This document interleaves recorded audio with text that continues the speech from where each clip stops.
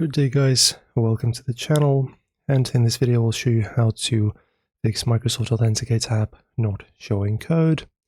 So if you requested a login with your account and you don't get the notification, you can just fix this by going into your account. So say I have this account, you go here, and as you can see I have notifications enabled. So make sure that notifications are enabled for this app on your device. So as you can see, you can use this code. So as you can see, you can use this device to approve notifications. If you don't have notifications set up, you go into your home page, you long press app info, then you go notifications and make sure that they are on. As you can see in my case, the notifications are on.